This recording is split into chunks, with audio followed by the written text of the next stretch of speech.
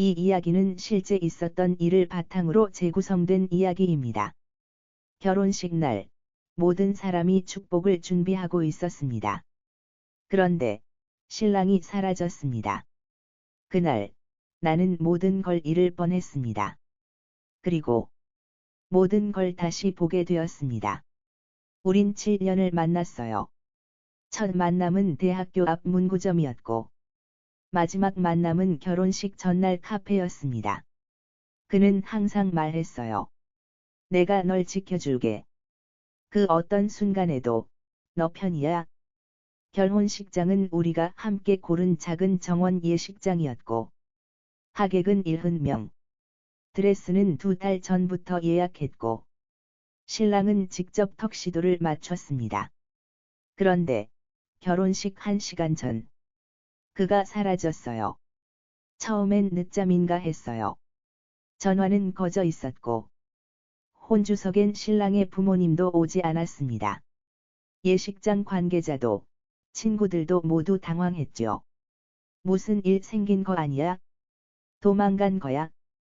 결혼식장 입구에서 웅성거리는 소리가 퍼졌고 저는 신부 대기실에 앉아 단 한마디도 하지 못했습니다. 그리고 그의 친구 한 명이 말했어요. 그 사람, 어젯밤 너랑 찍은 사진을 보며 울었어. 그리고 이런 말 남겼어. 내가 떠나는 게 이 아이를 위한 마지막 사랑이야. 그는 암이었어요. 말기였고 병원에선 반년도 남지 않았다고 했대요. 저는 몰랐어요.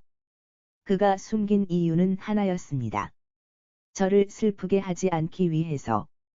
그는 떠나기 전 이런 편지를 남겼어요. 너는 빛나는 사람이야. 나 같은 사람 곁에 있어서 내 인생이 슬퍼지지 않길 바랐어. 내가 먼저 가지만 널 진심으로 사랑했던 시간은 진짜였어. 그게 내 전부였어. 그날 이후 저는 매년 그가 사라진 그 정원에 갑니다. 그리고 이렇게 말해요. 잘 지내. 나 이제 괜찮아. 그리고 아직도 고마워. 그가 떠난 후 모두는 그를 욕했습니다. 도망간 신랑, 최악의 남자, 비겁한 사람. 하지만 저는 끝까지 믿었어요. 그가 그런 사람이 아니라는 걸. 일주일 후 택배 한 상자가 도착했어요. 보낸 사람, 김준호. 그의 이름이었습니다. 상자 안엔 일기장 하나, USB 하나, 그리고 편지 한 장이 있었어요. 편지엔 이렇게 적혀 있었어요. 널 울게 해서 미안해. 하지만 이건 내가 꼭 봐야 해. 일기장 첫 장엔 날짜도 제목도 없이 그의 흔들리는 글씨가 적혀 있었어요. 내 심장은 6개월 안에 멈춘다고 한다. 그 사실을 말하지 않고 너와 결혼하는 게 맞을까? 다음 장엔 이런 문장이 있었습니다. 어쩌면 사랑은 떠나는 걸지도 몰라. 가장 사랑하기에 가장 멀리 떠나는 것.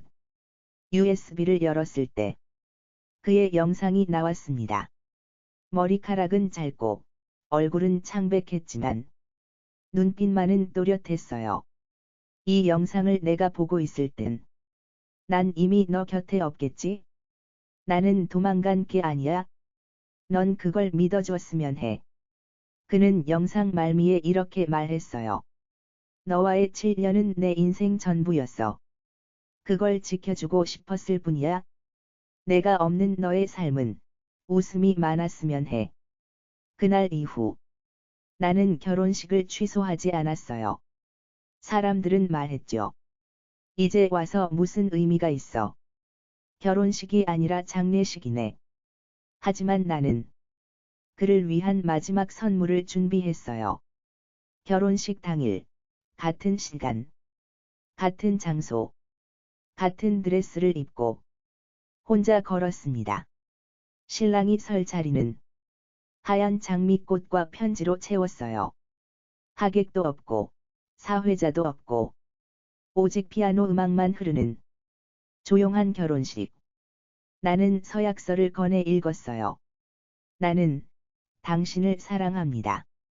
함께 걸을 수 없더라도 당신을 사랑했던 그 마음으로 내 삶을 살아가겠습니다. 그 순간 바람이 불었고 장미꽃잎 하나가 내 드레스 위에 내려앉았어요. 마치 그가 거기 있는 것 같았어요. 사람들은 묻습니다. 그렇게까지 할 필요 있었어. 하지만 나는 압니다. 그 사람은 끝까지 나를 위해 자신을 버렸다는 걸. 그래서 나는 오늘도 이 말로 끝을 맺습니다. 나 혼자 결혼식을 올렸지만 우리 둘의 사랑은 끝나지 않았습니다. 그날 이후 나는 매년 같은 날, 같은 시간에 그 정원으로 향합니다. 사람들은 시간이 지나면 다 괜찮아진다고 말하죠. 하지만 시간은 그를 데려간 것이 아니라 내 안에 더 깊이 새겨 넣었습니다. 나는 그를 잊지 않기로 했습니다. 누군가를 잊는 게 이기는 게 아니라는 걸 그 사람을 통해 배웠어요. 일상은 변했습니다. 출근을 하고 커피를 마시고 누군가의 안부에 미소도 짓습니다. 하지만 어떤 날은요. 그가 좋아했던 곡이 흘러나오면 괜찮다가도 무너집니다. 우리는 결국 살아갑니다. 그러면서도 그와 함께 했던 계절을 품고 살아갑니다. 어느 날, 한 아이가 저에게 물었어요. 이모는 결혼 안 했어요. 저는 그 아이에게 이렇게 말했어요. 응, 했어. 아주 특별한 사람이랑. 아무도 모르게 했어. 그 아이는 웃으며 대답했어요. 그럼 지금은 혼자예요. 나는 고개를 끄덕였어요. 혼자지만 외롭진 않아. 그 사람과의 추억은 누구보다 진하고 따뜻했어요. 그래서 전 앞으로도 매년 그 정원에 갈 거예요. 그곳에서 그가 서 있었던 자리를 바라보며 이렇게 속삭일 거예요. 당신 없는 시간도 당신으로 가득 차 있어요. 나는 아직도 당신을 사랑해요. 시간은 흘렀고 벌써 3년째 그 정원에 다녀온 봄이었습니다.